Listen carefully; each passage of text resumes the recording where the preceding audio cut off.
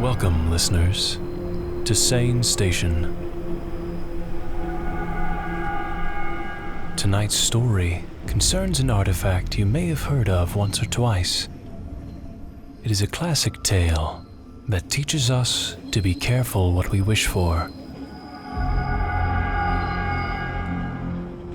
Without further ado, let us begin.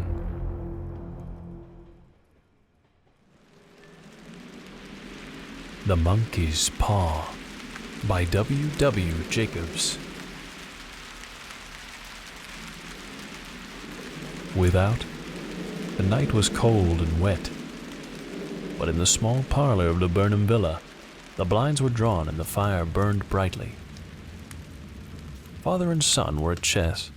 The former, who possessed ideas about the game involving radical chances, had put his king into a sharp and unnecessary peril. Realizing his mistake, he became amiably desirous of preventing his son from seeing it.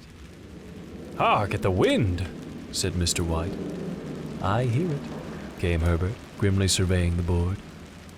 "I should hardly think that he'd come tonight," said his father. "Checkmate," replied the son. "That's the worst of living so far out," bawled Mr. White with sudden and unlooked-for violence. "Path's a bog, the road's a torrent. Of all the beastly, slushy, out-of-the-way places to live, this is the worst." "Never mind, dear," said his wife, soothingly as she watched contentedly from her seat by the fire. "Perhaps you'll win the next one." Mr. White looked up sharply, just in time to intercept a knowing glance between mother and son. The words died away on his lips, and he hid a guilty grin in his thin gray beard. "There he is," said Herbert White as the gate banged too loudly and heavy footsteps came toward the house. The old man rose with hospitable haste and opened the door. Returning, followed by a tall, burly man, beady of eye and rubicund of visage. "Sergeant Major Morris," he said, introducing himself. The sergeant major shook hands and then took the proffered seat by the fire, watching as his host took out whiskey and a set of tumblers. At the third glass, his eyes got brighter, and he began to talk, the little family circle regarding with eager interest this visitor from distant parts, as he spoke of wild scenes and doughty deeds, of wars and plagues and strange peoples. 21 years of it," said Mr. White, nodding at his wife and son. "When he went away, he was a slip of a youth. Now look at him." "He don't look to have taken much harm," said Mrs. White politely. "I'd like to go to India myself," said the old man. "Better where you are," said the sergeant major, shaking his head. "I should like to see those old temples and fakirs and jugglers," said the old man. "What was that you started telling me the other day about a monkey's paw or something, Morris?" "Nothing," said the soldier hastily. "Leastways, nothing worth repeating." "Monkey's paw?" said Mrs. White curiously. "Well, it's just a bit of what you might call magic, perhaps," he said offhandedly. The three listeners leaned forward with apparent interest, as he absent-mindedly put his empty glass to his lips and then set it down again, shaking his head. "To look at, it's just an ordinary little paw, tied to a mummy." He took something out of his pocket and proffered it. Mrs. White drew back with a grimace, but her son, taking it, examined it curiously. "And what is there special about it?" inquired Mr. White as he took it from his son. "It had a spell put on it by an old fakir," said the sergeant major. "A very holy man. He wanted to show that fate ruled people's lives, and that those who interfered with fate did so to their sorrow.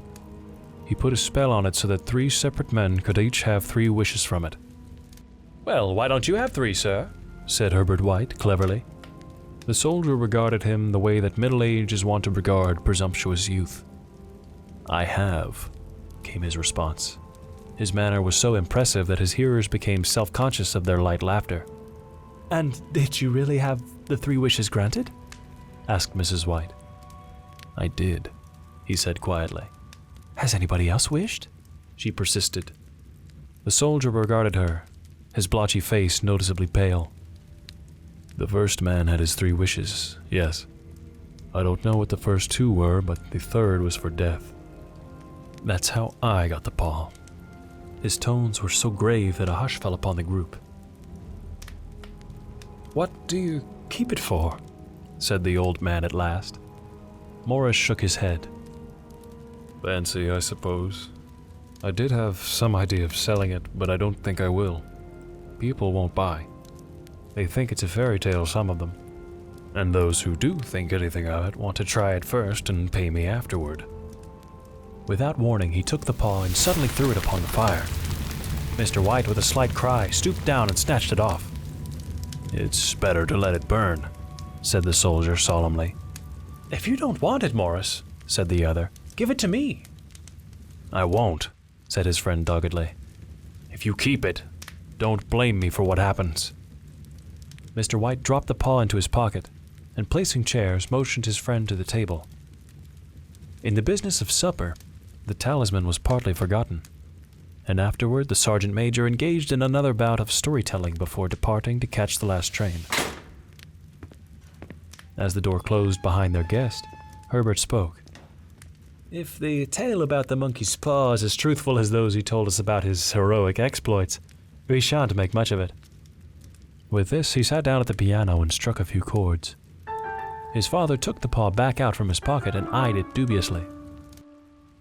"I don't know what I would wish for, and that's a fact," he said, looking from his son to his wife. "It seems to me I've got all I want." "If you'd only cleared the mortgage on the house, you'd be quite happy, wouldn't you?" said Herbert. "Well, just wish for £200 then.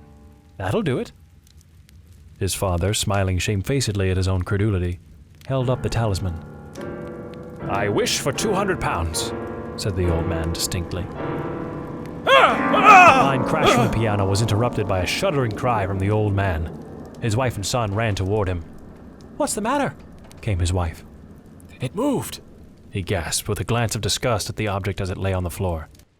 "As I wished, it twisted in my hand like a snake." "It must have been your fancy," said his wife, regarding him anxiously. "Well, I don't see any money," said his son as he picked up the paw and placed it on the table. Mr. White shook his head. "Never mind, there's no harm done, but it gave me a shock all the same." Outside, the wind was higher than ever, and the old man started nervously at the sound of a door banging upstairs. A silence unusual and depressing settled on all three, which lasted until the old couple rose to retire for the night. "I expect you'll find the cash tied up in a big bag in the middle of your bed," said Herbert as he bade them good night. "And something horrible squatting on top of your wardrobe, watching you as you pocket your ill-gotten gains." This earned a quiet laugh from his mother, and then she was gone. For a moment, he sat alone in the darkness, gazing at the dying fire and seeing faces in it. The last was so horrible and so simian that he gazed at it in amazement. It got so vivid that, with a little uneasy chuckle, he felt on the table for a glass containing water that he might use to douse the flame. His hand instead grasped the monkey's paw, causing him to draw back with a shiver. Then, wiping his hand on his coat, he went up to bed for the night. End of part 1.